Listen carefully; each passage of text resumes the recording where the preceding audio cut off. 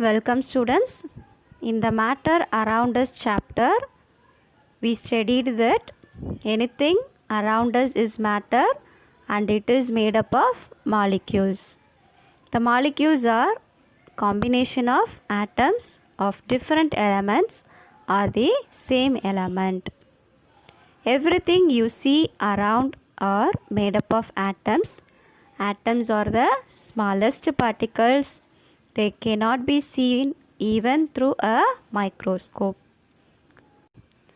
In this lesson, we are going to study about atomic theories. So, atom is the smallest particle. Everything you see around are made up of atoms, and atoms cannot be seen through a microscope. Molecule can be cut or divided into atoms that makes it up. So this is atom. An atom is 1000 times smaller than the thickest human hair. It has an average diameter of 1 into 10 to the power of minus 9 meter. To understand the size of an atom, now let us find what is the size of known things like pencil, red blood cell, virus and dust particle. Pencil 1 into 10 power minus 2 meter, the diameter of the pencil. Then the diameter of the red blood cell is 1 into 10 to the power of minus 4 meter. Then virus, diameter of a virus is 1 into 10 to the power of minus 6 meter. Then dust particle 1 into 10 to the power of minus 7 meter. So now you could imagine how small an atom would be. Many scientists have studied the structure of the atom and advanced their theories about it.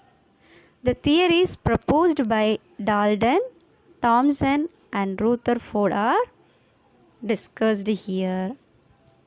First one is Dalton's atomic theory. John Dalton proposed an atomic theory in the year 1808. He proposed that matter consists of very small particles which he named atoms. An atom is the smallest indivisible particle. It is spherical in shape. His theory does not propose anything about the positive and negative charges of an atom. So, it was not able to explain many of the properties of the substances. So, Dalton's proposed matter consists of very small particle. Name atom. Atom is the smallest indivisible particle. Then it is spherical in shape. So, next theory, Thomson's theory. In 1897, J.J. Thomson proposed a different theory. J.J. Thomson compared an atom to a watermelon. His theory proposed that an atom has positively charged part like the red part of the watermelon, and in it are embedded like the seeds negatively charged particles which he called electrons. According to this theory, as the positive and negative charges are equal, the atom as a whole does not have any resultant charge. So the positive and negative charges are equal. So the resultant charge is 0. So Thomson's greatest contribution was to prove the existence of the negatively charged particle, that is electron, in an atom by experimentation. For this discovery, he was awarded the Nobel Prize in 1906. Although his theory explained why an atom is neutral, it was an incomplete theory in other ways. So next atomic theory is Rutherford's theory. There were shortcomings in Thomson's theory. Ernest Rutherford gave a better understanding. Ernest Rutherford conducted an experiment. He bombarded a very thin layer of gold with positively charged alpha rays.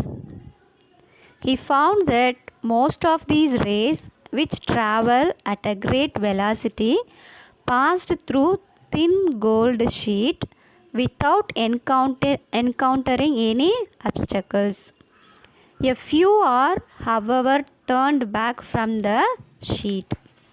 So most of the alpha rays passed through the thin gold sheet. Few alpha rays turned back from the sheet. So Rutherford considered this remarkable and miraculous, as if a bullet had turned back after colliding with tissue paper. Based on this experiment, Rutherford proposed his famous theory. They are the fact that most alpha particles pass through the gold sheet means that the atom consists mainly of empty space. So most of the alpha rays passed through the gold sheet. So atom consists of mainly empty space. Atom consists mainly of empty space.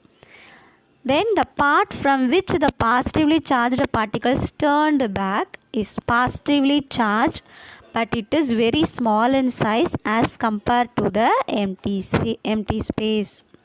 So from these inferences, Rutherford presented his theory of the structure of atoms. For this theory, he was awarded the Nobel Prize for Chemistry. So Rutherford's theory proposes the following. The nucleus at the center of the atom has positive charge. Most of the mass of the atom is concentrated in the nucleus. Then in comparison with the size of the atom, the nucleus is very small. So these are the proposal made by Rutherford.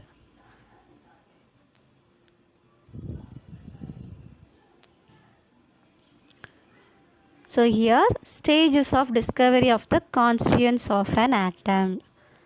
So according to Dalton's theory, atom is spherical in shape. So it is hard and solid sphere. Then according to Thomson's theory, positively charged part and negatively charged particles are equal.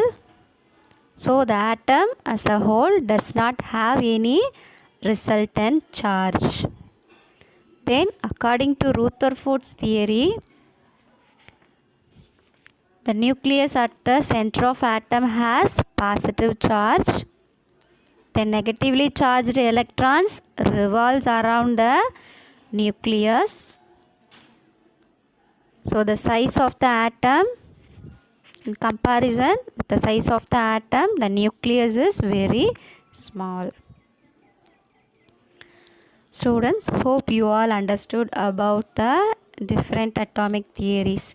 John Dalton's theory, J.J. Thomson theory, and Ernest Rutherford's theory.